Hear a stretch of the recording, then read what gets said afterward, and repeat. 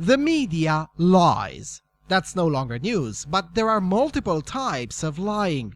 There's outright falsehoods, such as the CNN saying that Frank Sinatra's daughter expressing unhappiness for Trump using her father's song. That never happened. The media outright invented the story. Then there is scientific lying, which I presented an example of in my video about the Swedish media. Then there is spin, which is the most common form of lying in which the cathedral media engages. And then there is the Guardian style of lying. It's the most insidious type of lying and the hardest to deconstruct. And that's the one we will tackle today. Let's explore.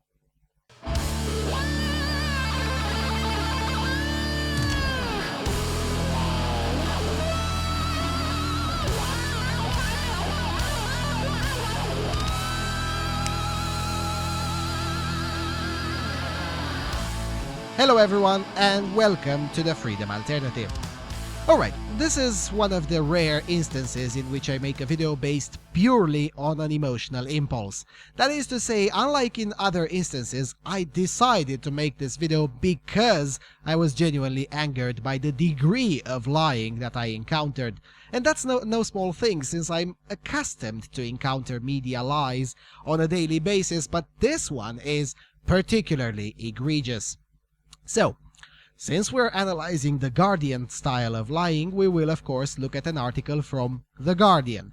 Now, this style of lying is routinely encountered in other outlets too, such as Die Welt in Germany, the New York Times, a former newspaper, the Washington Compost, the Moscow Times, and a few others. But it's The Guardian that made this style known and refined it the best over the years. So, buckle up, cause this will take a while.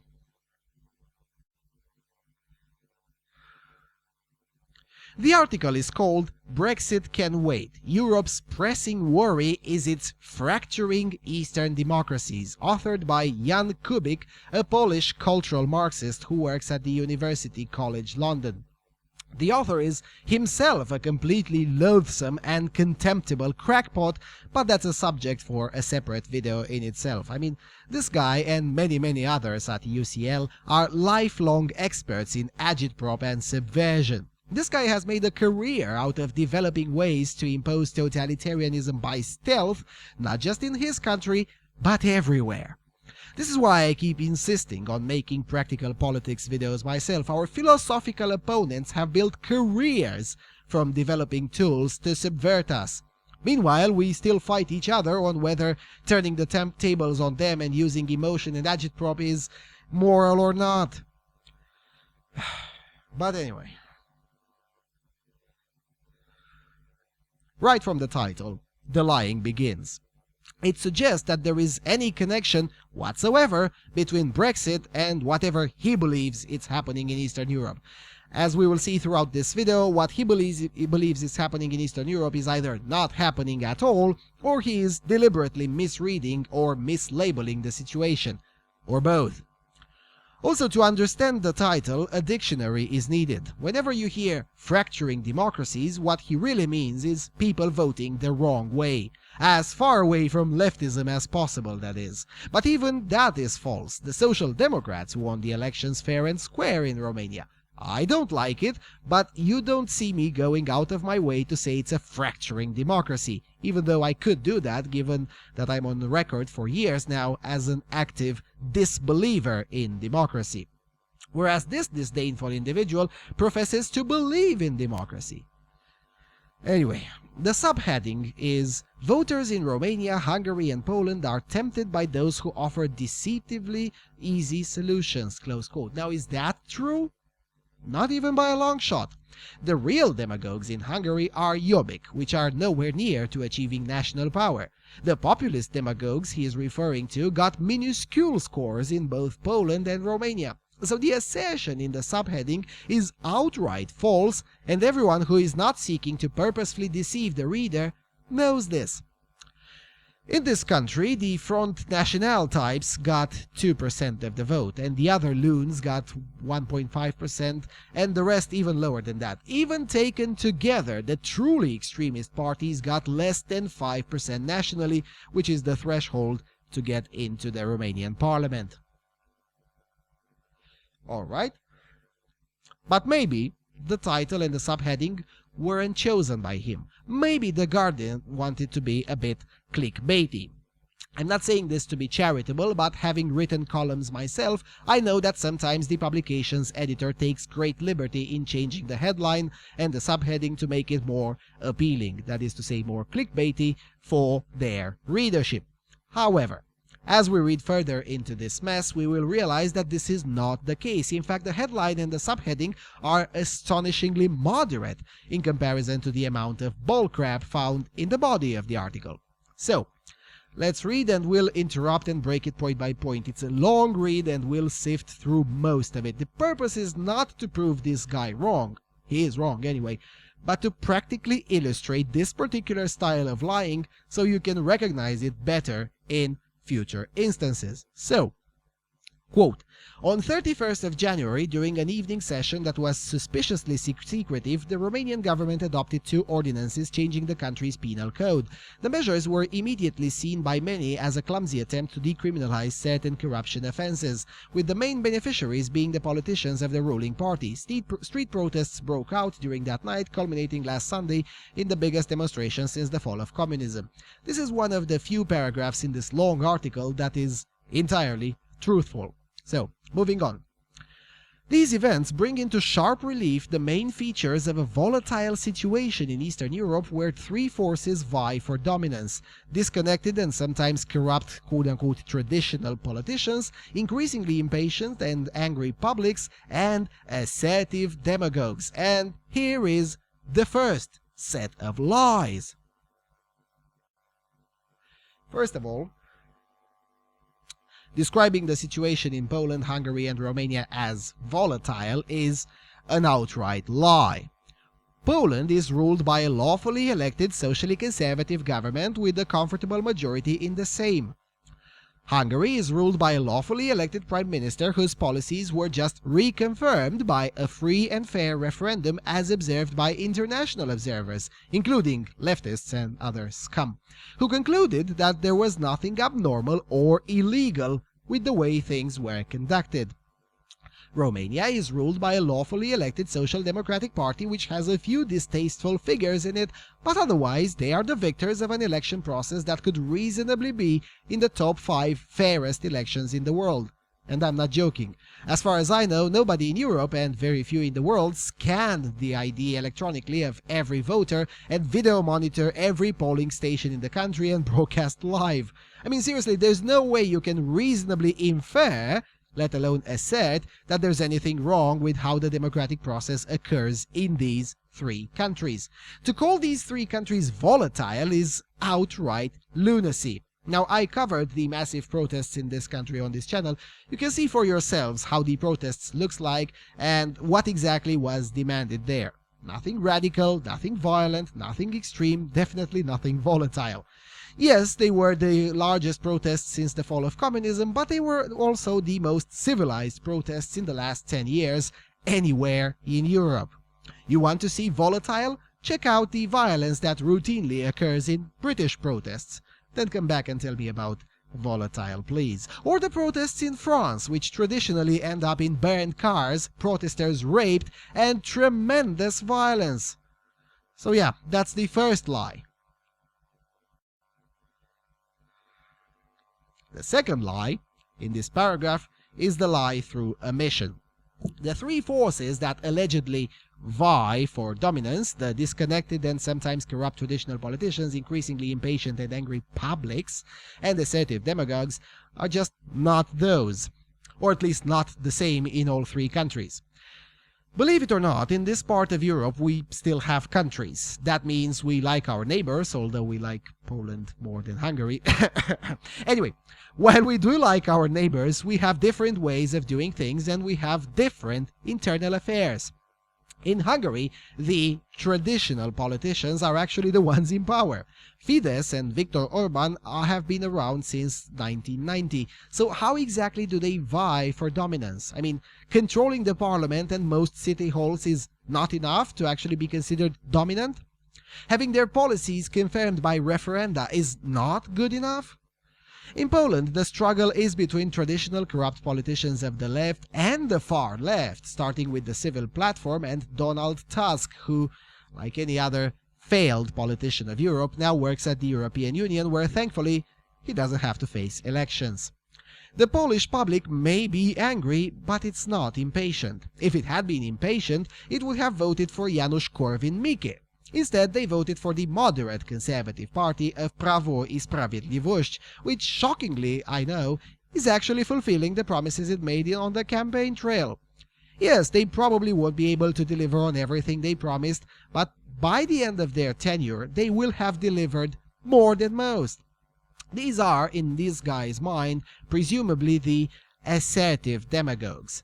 Now, I don't know how it is demagoguery to actually do what you said you will do, but in the leftist mind, everything is possible. I mean, heck, they still believe socialism can work, so of course they'll believe anything.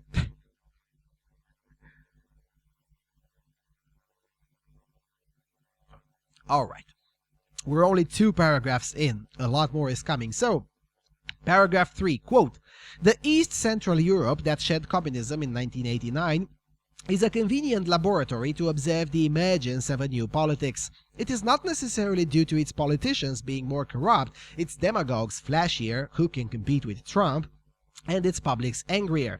It is more because its democracies are still fresher, more basic, their institutions not yet wrapped in a resilient layer of protective pro-democratic cultures. The whole system is thus more exposed to pressure tests." I mean, this is rich. Yes, it is true that Eastern European democracies are nominally fresher, but this is true for Spain too. After all, the Spanish democracy is merely 7 years older than the Polish one, and 8 years older than the Romanian and Hungarian one. Germany, for instance, has never been a free country to begin with. Never. It is not a free country now, it has never been throughout the Cold War, it has not been before World War II or even before World War I. Germany is a fundamentally unfree place with a population vigorously opposed to freedom. This is just the cold hard truth. Now, younger Germans are starting to realize this, and I wish them good luck in changing that, but as of right now, modern Germany has 0 years of actual freedom in its history. By comparison, both Poland and Romania have a democratic tradition. The civil code in force here, for instance, is largely the same as the civil code of the United Romanian Principates of 1864. Now you can go back and read about the 1919 parliamentary elections in Poland, or the 1892 general elections in the Kingdom of Romania, described by international observers as being unusually free. Now, there's a lot of more democratic tradition than Germany can show, or Spain, or Italy for that matter. Now, this is not a pissing context, but what I want to show is that there is a context for everything. And intentionally keeping the context out of discussion is part of Guardian's style of lying, which this author uses throughout this article. It's also interesting to note this phrasing. Its, meaning Eastern Europe's, democracies are still fresher, more basic, their institutions not yet wrapped in a resilient layer of pro-democratic cultures, close quote. What this actually means is that the countries of Eastern Europe, having learned from the past, are far less keen into putting needless red tape and bureaucratic gobbledygook to justify going against the popular will. What this means in practice is that other than voting for things like ethnic cleansing or some really messed up thing in that department, there is a straightforward way to enact policy on mostly anything. Now, this doesn't mean that's necessarily a good thing or a bad thing, but it does mean that this is the result of learning from the past, when the commies would present themselves as Democrats, but in reality made it impossible to change policy, no matter if you had 99% of the public in favor of something as basic as freedom of the press, for instance. But then again, if this author had been honest, way too many people would have been able to see through his totalitarian agenda. And that's exactly the point of this article, to present a totalitarian worldview as if it's a moderate, educated, erudite, and enlightened way. It's not. It's the same totalitarian garbage that we in Eastern Europe know very well and would rather not see it again. Thank you very much. Alright, let's read some more. Told you this is going to be long. Quote, such tests should be easier to withstand in countries ensconced in the EU's legal and institutional structures, so that this volatility takes place within the EU provokes in some extra disquiet. The EU can and should act against leaders' transgressions, for example in Hungary or Poland, where the rules of constitutional checks and balances have been dangerously manipulated. But those in Western Europe who look at these events with scorn and wonder why certain quote-unquote Western values have not extended eastwards might be confounded by recent events. For instance, rising populism in Britain, France, and the Netherlands. Now, this is literally fake news. Now, on Hungary, the topic is immensely complicated, so I won't go into that, but to say that in Poland the rules of constitutional checks and balances have been manipulated, let alone dangerously manipulated, is outright false. The only people who actually believe this are the members of the extreme left and the disdainful apologists of the civic platform. Normal people who know a thing or two about Poland already know that this simply did not happen. What actually did happen was that the current party sought to reverse unconstitutional moves by the previous government. The previous government tried to abusively stuff the Constitutional Court with its own political appointees, in a last-minute move before the elections, as they knew they would lose. The newly elected government remedied that and rerun the process of appointing the vacancies in the Constitutional Court. Mind you, the left liberal Civic Party still had 9 out of the 15 judges in the court, and that's fine. The new government didn't try to abuse the power and try to change that. What the Civic Party had tried, though, was to circumvent the constitution and make the court be 100% formed of political appointees by them, the Civic Party. That was illegal and had to be stopped, and the new government did just that.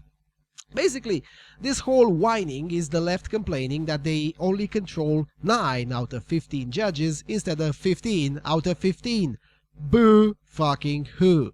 That's not manipulating the constitutional checks and balances, that's reinforcing them. Now, on to the crux of the paragraph. Quote, the EU can and should act against leaders' transgressions. First of all, fuck you, you pretentious cuck. Secondly, the EU cannot act as evidenced by, practice. I mean, what's the EU gonna do? Write a strongly worded letter signed by Jean-Claude Juncker? Give me a break. If I were the Prime Minister and would receive such thing, I would do a public broadcast as I wipe my ass with the letter. That's how much respect should be paid for most of the EU institutions, which are nothing less than a bureaucratic machine that is as useful as cancer.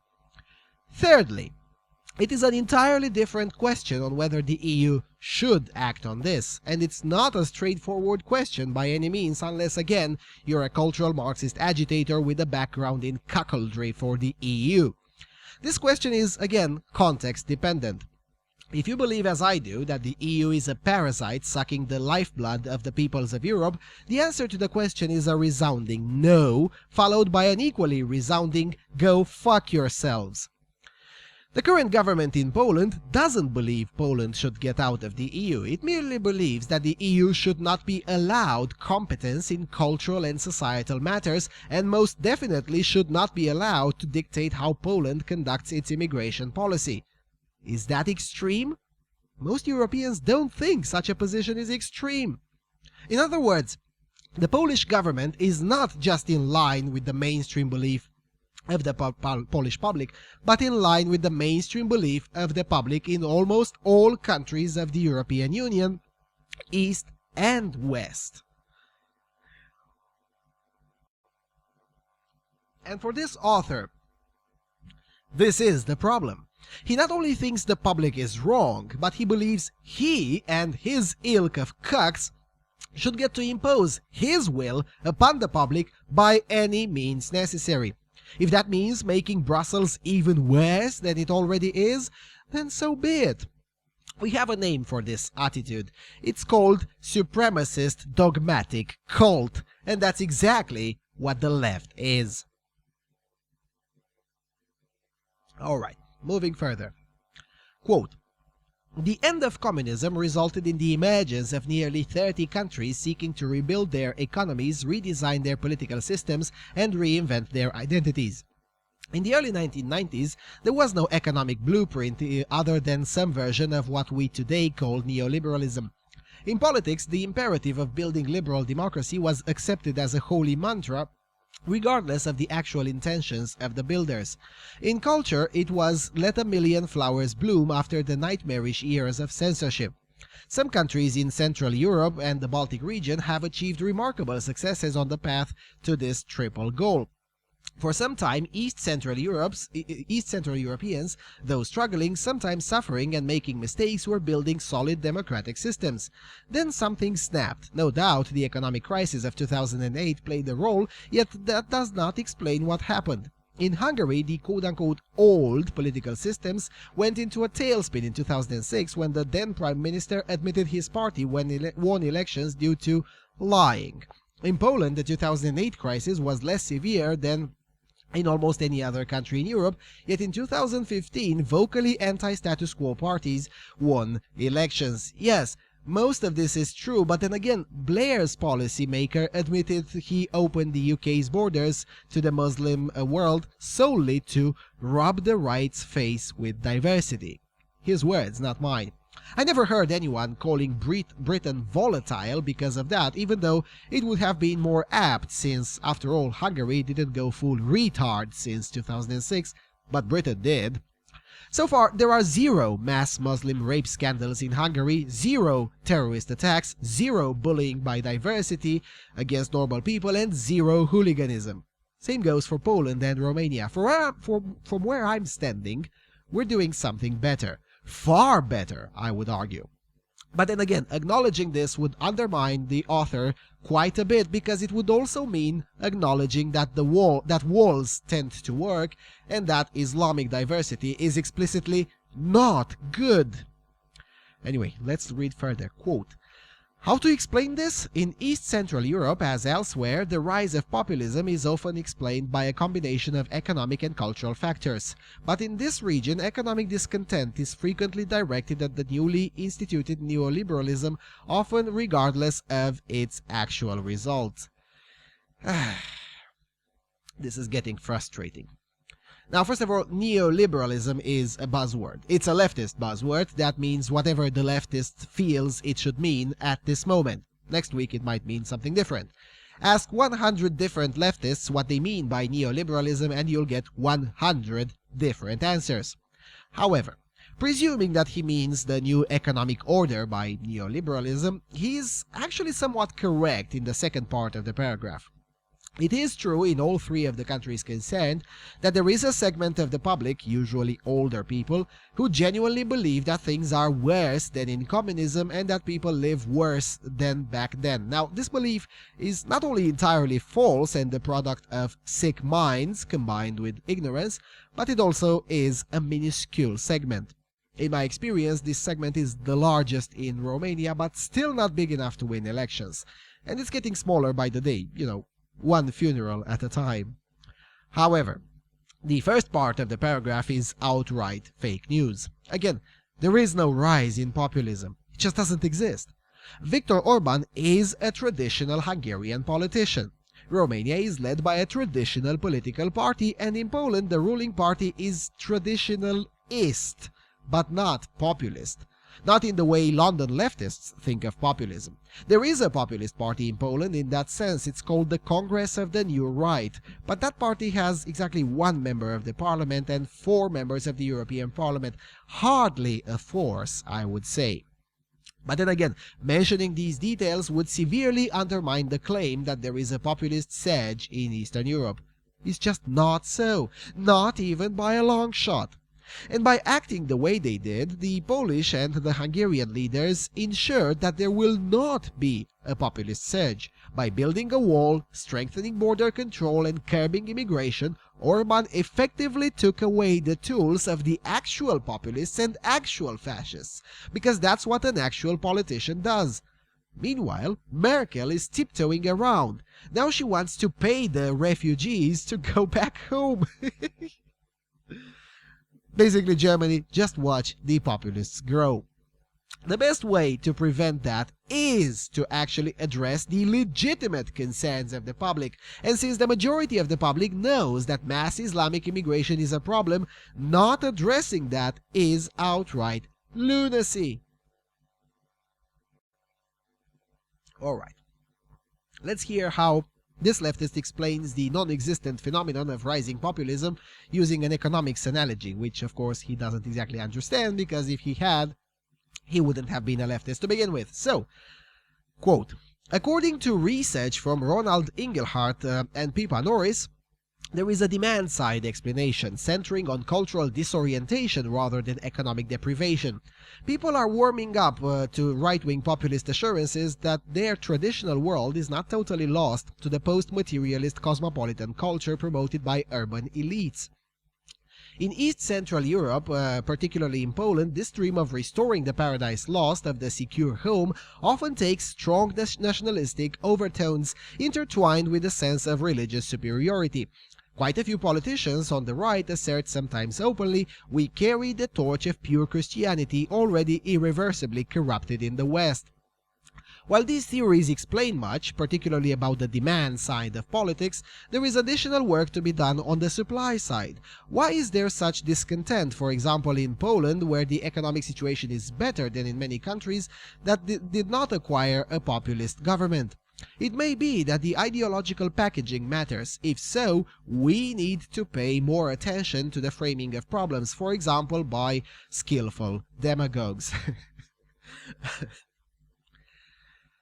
Basically, this is nonsensical gobbledygook. I mean, really, these two paragraphs literally don't say anything. Especially the second one. He asks, why is there such discontent, for example in Poland, where the economic situation is better than in many countries that did not acquire a populist government? Now, in debate classes, you are taught that a question cannot be false. Well, actually, that's nonsense. A question can be false if it implies false things. In this case, it implies that Poland is ruled by a populist government. Again, it's not. It simply isn't. A similar example would be the question, when did you stop beating your wife? Which implies that you did beat your wife at some point in time, whilst at the same time acknowledges that you don't beat your wife right now. This kind of rhetorical trickery is very common on the left, and while it does provide for easy points on the campaign trail, such trickery used in a press article is not appropriate, but it's also not an accident. It's intentionally placed there, and it's meant to deceive. However, his other implication in the question is that there is discontent in Poland, and that's actually true. After all, there is discontent everywhere. Now show me a country you think is without discontent and give me 24 hours. I'll find you more discontent in it than even the people living there know. The discontent in Poland stems mostly from cultural matters. That part the author got it right. But he glosses over it quickly, because going deeper into it would again undermine his case, as it would show that the concerns of the public are legitimate. So he glosses over them and discreetly implies that those concerns are misguided at best and outright illegitimate at worst.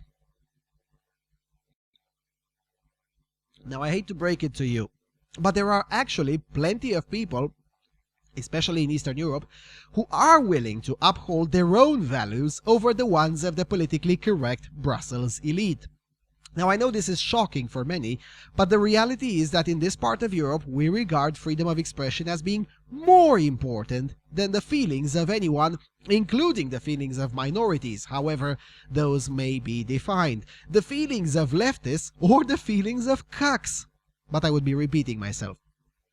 Equally, there is a majority of the public all over Eastern Europe that thinks we can have a free society and healthy economic development without butchering the thousands of years old institution of marriage, without teaching gender-bending nonsense into our state schools, without institutional racism and sexism through affirmative action, without institutional hatred and disdain for the Judeo-Christian roots of our civilization, without making abortion a human right, and without having to pass retarded laws about the size of cucumbers, the shape of tomatoes, and other similar nonsense.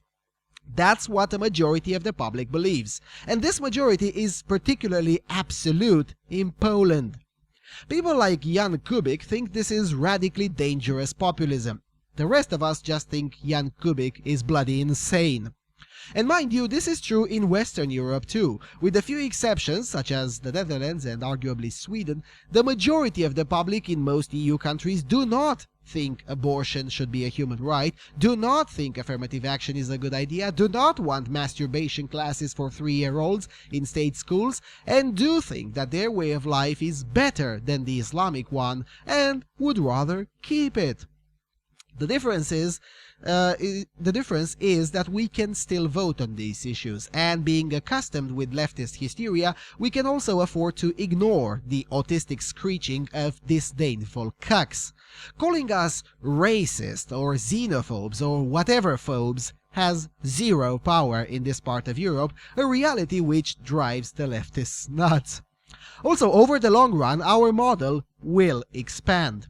Western Europeans are also starting to realize that nothing bad happens if you tell the left to go fuck itself, and nothing bad happens if you ignore their meaningless slurs and their screeching. Alright, let's read some more. Quote, "The anger can be channeled in many ways. In the not-so-distant past, it used to be directed leftward, but the demise of communism, followed by the gradual decay of post-communist social democrats, created a severely truncated political field. It now ranges from the murky middle to the far right. The voices of the left are weak. A lack of supply of political programs and organizations from the left swings the demand to the skillful suppliers of the day, right-wing populists. This is clearly visible in the post-communist world." Well, that's a feature, not a bug. A sane country does not have a left. Center-right, right-wing, and far-right are the only acceptable options. Being a leftist is a disease, and sufferers of leftism should be helped to come back to their senses instead of entertaining their delusions in the political arena. You know, the biggest shock for Eastern Europeans in early 1990s, when they started traveling westwards, was the fact that there were more commies per capita in Western Europe than in Eastern Europe. A friend of mine who spent a vacation in the former West Germany in 1991 came back extremely disappointed and has never traveled to Western Europe ever since, after encountering not one but several dozens of communist parades during the 3 weeks he spent there. He just couldn't believe that even though the commies had divided their country for almost half a century, such vermin is still not only allowed to exist, but even to run for office. And I don't blame him.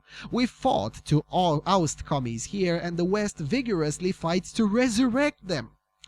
And in this context, Poland was the fastest to realize that the West they used to admire no longer exists, and thus needed their own model, which ironically was and is far more Western and civilized than modern-day Western Europe. That's reason to praise Poland. But then again, this author may be Polish, but he's a leftist cuck first and foremost. He would gladly sell his people down the drain for a bit of Islamic diversity. Okay, 3 more paragraphs. Quote, "There is a danger that the anger channeled by populists may overcome weak institutions. That is why East Central Europe is such a critical test area. While support for democracy and the desired system is not particularly weak, a set of democracy-sustaining cultural reflexes is not as developed as in elsewhere. A sizable portion of the populace can be convinced, it seems, that the protection of the rule of law and rule-bound governance are not as important as a system that allows unadulterated expression of people's will. Such a trade-off is the hallmark of populism." Now, that would be a bad thing if it were really happening. Meanwhile, back here in the real world, Poland is taking the steps that Romania took 13 years ago, namely to create an institution to deal explicitly with corruption. This is done by a duly elected government. And in Romania, the protests were about, and still are, about continuing the tackling of corruption, and against a government that tried to deviate from rule-bound governance. So where exactly is what's happening in reality an evidence of the hallmark of populism he's talking about? It's definitely not to be found in the countries he's focusing on in this article. As you can see, clear and concrete examples are largely missing from this article, and even when he does provide an example, he either lies about it or provides half-truths, which is lying by omission. The last two paragraphs have examples, and he does just that, either lie outright or provide half-truths. Here's it, quote, "Social anger can be expressed more or less directly or through the medium of an imposing cultural frame. In Romania, where the struggle against corruption has been at the forefront of the public life for some time, the anger has been vented directly against corrupt and scheming politicians. In Hungary and Poland, or Britain, France, the Netherlands, and the US, it has been channeled through populist frames skillfully promoted by demagogues. This is much more dangerous for democracy. Populists cannot solve problems, but can instill in us that simple solutions exist. We are told such solutions are not hard to implement, but we first must return to our pure collective selves. Once we swallow the bug of populism, we are less likely to rekindle our faith in liberal democracy. It is also difficult to wake up from the somnambulic infatuation with an imagined polarized world where easy diagnosis and simple solutions work." First of all, I need to point out that the current power in Bucharest was actually overtly supported in the pages of The Guardian during the election campaign. So, with this author now calling them scheming, what are we to make of it? That the Guardian is usually wrong? Now, I knew that, but does he know that? But while he goes with half-truths about Romania, he outright lies about all the rest of them. He says, quote, "In Hungary and Poland, or Britain, France, the Netherlands, and the US, the social anger has been channeled through populist frames skillfully promoted by demagogues. This is much more dangerous for democracy." Oh, really? Is Britain ruled by a populist demagogue? Is Theresa May, come on, Theresa May is as establishmentarian as one can get. Is the Netherlands ruled by a populist demagogue? No, of course not. Is Poland ruled by a populist demagogue? Of course not. Is Hungary? No, not at all. Again, Orban, for all his faults, and there are many since he is merely human and all humans are flawed, has actually delivered on his promises. Did he get some of them wrong? Of course. But he also got many of them right. You know, that's called a trade-off. It seems to me that Hungarians understand democracy and the concept of trade-offs much better than this author, or any other leftist for that matter.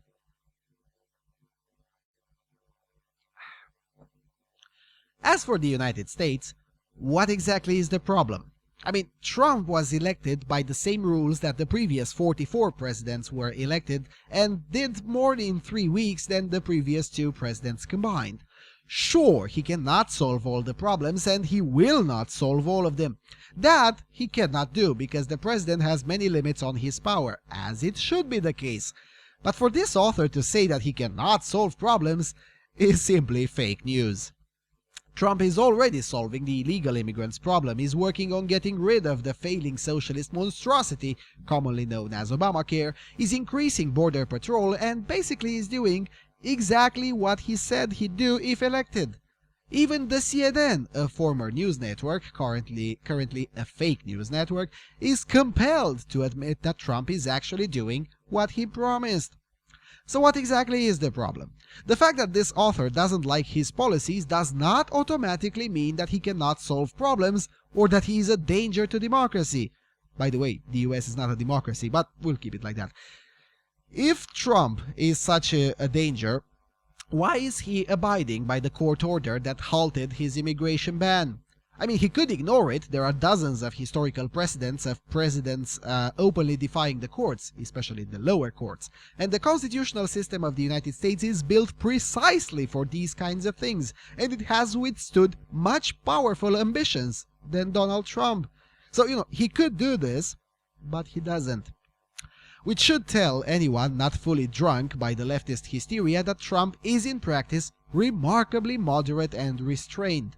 Now, sure, he lets his mouth and Twitter account very loose, and he does say quite a few stupid things, but in terms of things he's actually doing, good luck with seriously arguing that he's undermining the checks and balances or whatever nonsensical bollocks is fashionable today to impute to Donald Trump.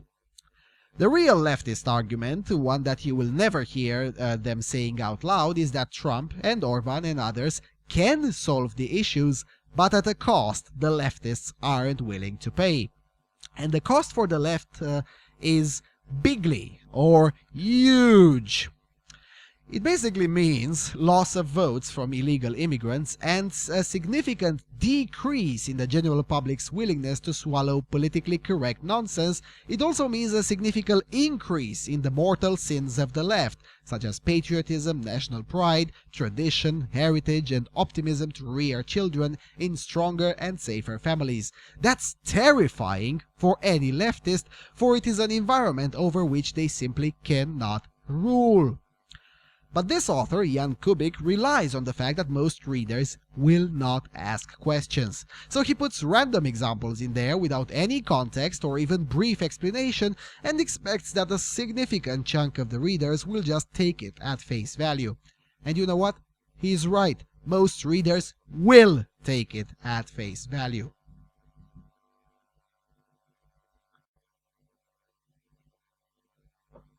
For all the bellyaching of the left about fake news and ideological bubbles, that's mere projection. The real ideological bubbles and the best purveyors of fake news are the leftist elites. They sincerely do expect everyone to take them on their word as experts if they have a PhD after their name.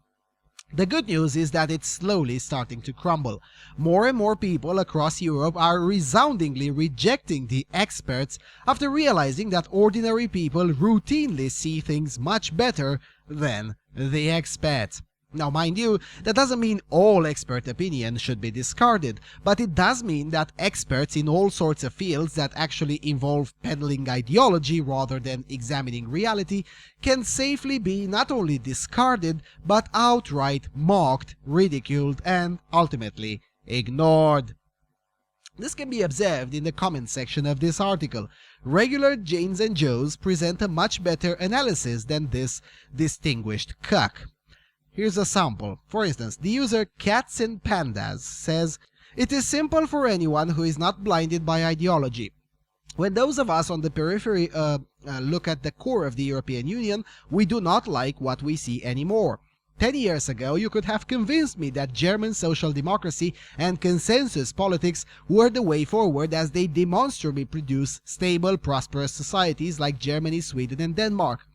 That assertion is now laughable. Germans and Swedes in particular have decades of strife ahead of them through no one's fault but their own. Eastern European countries used to aspire, quite sensibly, to be more like Germany, but now, quite sensibly, they are frightened of becoming more like Germany. I'm just glad I live in Britain and I'm geographically and hopefully soon politically isolated from the madness that is erupting on the continent." So, to sum up, I didn't make this video just to prove this guy wrong. He is wrong and he is a liar. And that's not news. The reason I made this video is to show just how insidious this particular style of lying is, a style which I call the Guardian-style, which this author embodies impeccably. And make no mistake, this is intentional. This guy is a professional cultural Marxist. He has toxic idea and he's a totalitarian regressive, but he is not stupid. He is not your average toddler lefty who is simply misguided. No, this guy is one of those real deal leftists, the one for whom in other times helicopters were available. And these kinds of people are rarely convinced. However, their fans need to be addressed harshly. For now, because it's struggling economically, The Guardian allows relatively unfettered comments in which the author is demolished. But over the long run, we will need a strategy to deal with these kinds of cucks who have infested most universities on this old continent. And unlike the United States, most universities on this continent are supported by taxpayer shekels. So we can't just boycott them and let the market do its magic. That's a good solution for North America, but not for us. Here we will have to start doing militant and relentless agitprop within the universities. But that's another topic for another day. I've already gone much longer than, oh my god, way longer than I wanted. So yeah, with all of that being said, thank you for watching, thank you for your continuous and generous support. Please do like, subscribe, and maybe even consider pledging a shekel. And I'll see you soon on Freedom Alternative.